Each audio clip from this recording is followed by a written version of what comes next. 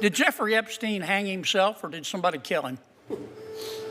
Senator, I believe he hung himself in a cell in the Metropolitan Detention Center. Are you going to release all the information about that?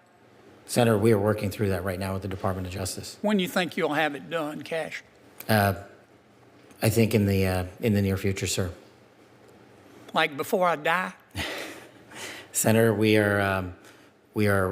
been working on that, and we're doing it in a way that protects victims and also doesn't put out into the ether information that is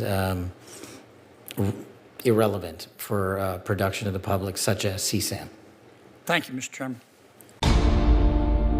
3 minutes ago, Senator John Kennedy did something that will be replayed on every news channel by tonight. No one saw this coming. He didn't use fancy legal language. He didn't dance around the issue. He pulled out a phone log, a specific date, a specific time, a specific phone number, and asked Kash Patel the question nobody else had the courage to ask. Did someone order you to bury the Epstein files? Patel wasn't expecting that question. Watch this until the end, because Patel's reaction that split second before his lawyer leaned in to whisper something tells you everything you need to know. And if you're new here, subscribe right now and hit that bell, because what I'm about to show you is just the beginning of something much bigger. Senate Judiciary Committee hearing room, afternoon session, the kind of Washington theater that usually puts people to sleep. Budget discussions, personnel review, procedural questions that mean absolutely nothing to anyone outside the Beltway. Senator John Kennedy from Louisiana sits near the end of the table. For those who don't know Kennedy, Yale Law School, Oxford University, speaks with a southern drawl, so thick you'd think he never left the bayou. But don't let that fool you. The man is sharp as a scalpel and twice as dangerous when he wants to be. He waded through 90 minutes of bureaucratic nonsense. Patel handled the other senators easily. Questions about cybersecurity threats, Chinese espionage, Russian disinformation campaigns. Patel gave his standard answers. Professional, measured, just vague enough to say nothing while appearing to say something. He checked his watch twice. He looked relaxed. That was his first mistake. Kennedy's turn came at 3:47 p.m. Eastern Time. Director Patel, Kennedy started, his voice slow and deliberate, like molasses poured over broken glass. I want to talk to you about Jeffrey Epstein. The room shifted. You could feel it, that electrical charge when everyone suddenly pays attention. Patel's expression didn't change. He's been asked about Epstein before. He has his talking points ready. Senator, as I've stated in previous testimony, the FBI conducted a thorough investigation into Mr. Epstein's activities. And I'm not interested in your previous testimony, Kennedy interrupted. His tone hadn't changed. Still slow, still polite, but there was steel underneath now.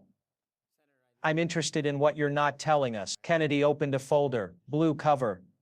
Maybe 40 pages inside. He didn't look at it, just rested his hand on top like he was making a promise. Director Patel, how many documents related to Jeffrey Epstein are currently held by the FBI? The investigation generated substantial. I didn't ask for an essay. I asked for a number, approximately how many documents. Without reviewing our internal database, I couldn't provide an accurate. Senator, you're the director of the Federal Bureau of Investigation. You're telling me you don't know roughly how many Epstein files you're sitting on. I'm saying that without proper context. Kennedy leaned forward. Let me give you some context then. According to a Freedom of Information Act request that my office filed 6 months ago, the FBI is currently withholding approximately 2,300 documents related to the Epstein investigation. Does that number sound about right? He waited. 5 seconds. 10. That figure is within the general range, Senator. Of those 2,300 documents, how many have been released to the public? A limited number have been released following appropriate redaction procedures to protect. I didn't ask about procedures. I asked how. Patel's jaw tightened. Approximately 90 documents have been released in redacted form. 90. Kennedy let that number hang in the air. Out of 2,300, that's about 4%, Director Patel. 4%. What's in the other 96% that the American people aren't allowed to see? Those documents contain sensitive information related to ongoing investigations. national security concerns and privacy interests of individuals who have not been just a gentle gesture, like he was directing traffic. Jeffrey Epstein is dead. Ghislaine Maxwell is in prison. The investigation is closed. So what ongoing investigation are you protecting? Patel shifted in his seat. First time he'd moved in 20 minutes. There are ancillary matters that remain under review. Practiced law in Louisiana for years before I got into this mess called politics. So help me understand something. If the main investigation is closed and the primary subjects are either dead or imprisoned, what exactly are these ancillary matters? And more importantly, who are they protecting? Senator, I can't discuss the specifics of ongoing FBI operations in an open setting. Kennedy nodded slowly, like he expected that answer, like he'd been waiting for it. Fair enough. Let me ask you a different question then. He pulled a document from his folder. Since you became FBI director, how many Epstein-related documents have been reclassified from public to restricted status? This is an internal FBI memo dated February 8, 2025, 2 months after you took office. It's marked for official use only, but my office obtained it through proper channels. Patel shook his head slightly. Senator, without reviewing the specific document you're referencing, Kennedy was already reading, quote, following director-level review, the following materials previously cleared for potential FOIA release have been redesignated as law enforcement sensitive and removed from the release queue, end quote. He looked up 47 documents that were about to be released to the public until you became director, documents that are now buried again. Why? Director Patel, these documents had already been reviewed multiple times by career FBI agents, by DOJ attorneys, by classification specialists. They'd been cleared for release. The methodology for assessing potential harm evolved based on, Senator, I'm going to ask you a direct question, and I'd appreciate a direct answer. Kennedy's voice was quieter now, more dangerous that way. Did anyone outside the FBI ask you to reclassify those documents? Pause. Did anyone from the White House communicate with you about the Epstein files? I don't recall any specific. The FBI director doesn't forget things. Director Patel, you didn't answer my question. Patel's face went through several expressions in about 3 seconds. Confusion, anger, calculation, then back to that professional math. My decisions regarding document classification are based solely on my assessment of national security and law enforcement interests, not on any external pressure from any individual or organization. Every staffer, every senator on the committee, all frozen. If you're still watching, like this video right now. This needs to reach more people. Comment below. What was that phone call about? Because what Kennedy pulls out next answers that question. Let me try again.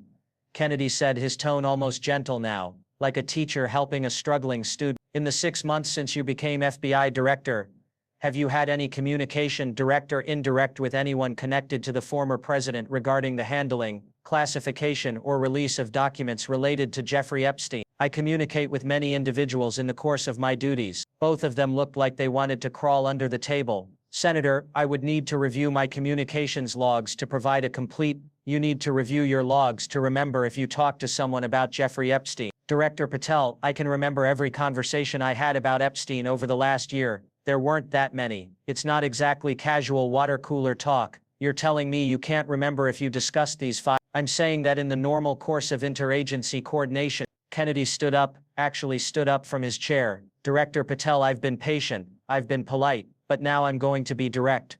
Because the American people deserve direct answers. He picked up another document. This is a phone log. February 23, 2025, 10:47 p.m. A call was placed from your personal cell phone to a number registered to a law firm in New York City, Kazowitz Benson Torres. Patel's face had gone completely white. I speak with many attorneys in the course 2 days before those 47 Epstein documents were reclassified. Hard to tell when you're watching a man's entire defense collapse in real time. Senator, that call was regarding a completely separate matter related to Director Patel. I'm from Louisiana. We have a saying down there, if it looks like a duck, walks like a duck, and quacks like a duck, it's probably not a chicken. You did it right after talking to their lawyers, and now you're sitting here telling me it's all just a coincidence. Senator, I resent the implication that I would compromise my integrity or the integrity of the FBI to protect any individual. The American people can draw their own conclusion. Are there documents in the Epstein files that directly implicate powerful individuals in criminal activity? Senator, I cannot comment on the contents of classified materials in an open setting. Do documents exist in those files that implicate specific individuals? Documents, yes or no? The FBI does not make determinations about implication or guilt based solely on documentary evidence without, that's not an answer, yes or no. Director Patel, do the documents exist? Senator Kennedy, I must respectfully decline to answer that question in this setting. Ladies and gentlemen watching at home, the director of the FBI just refused to deny that evidence exists connecting powerful individuals to Jeffrey Epstein's criminal activities. The hearing technically continued after that. Other senators asked other questions, something about counter-terrorism, something about budget allocations. None of it mattered. The clip was already going viral. Kennedy versus Patel, the question that wouldn't be answered, the phone call that shouldn't have happened, the documents that America isn't allowed to see, and somewhere in FBI headquarters, someone was probably having a very bad afternoon, because John Kennedy didn't just ask a question, he laid out a timeline. Phone call to lawyers February 23, 10:47 p.m. Documents reclassified February 25th.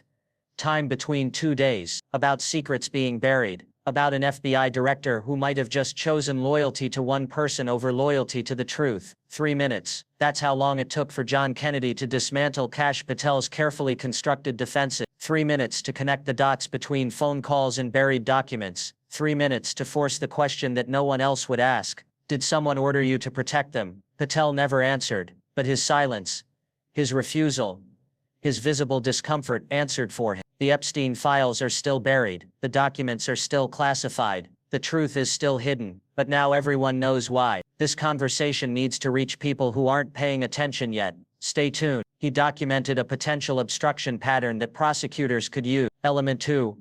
Reclassification of 47 documents 2 days later, documents that had already been cleared for release by multiple review processes. That's a potential federal case. Legal experts have already noted that if Patel reclassified documents based on external pressure rather than legitimate national security concerns, that could constitute obstruction of justice under 1519 destruction, alteration or falsification of records in federal investigations. The phone call timing is particularly damning. Why would an FBI director call a subject's lawyers at 10:47 p.m., nearly 11 p.m., unless it was urgent, unless something needed to be coordinated quickly? And why would documents get buried 2 days later unless that phone call contained instructions? Kennedy laid all of this out methodically. He didn't speculate. He presented facts, phone logs, memos, timelines, and then let Patel's non-answers speak for themselves. That's why this hearing will be cited in law school classes, because it's a masterclass in how to document corruption without making accusations you can't prove. The documents are still. Share this video with everyone you know. This story isn't over. Kennedy promised more hearings, more questions, more documents, and I am going to cover every single development.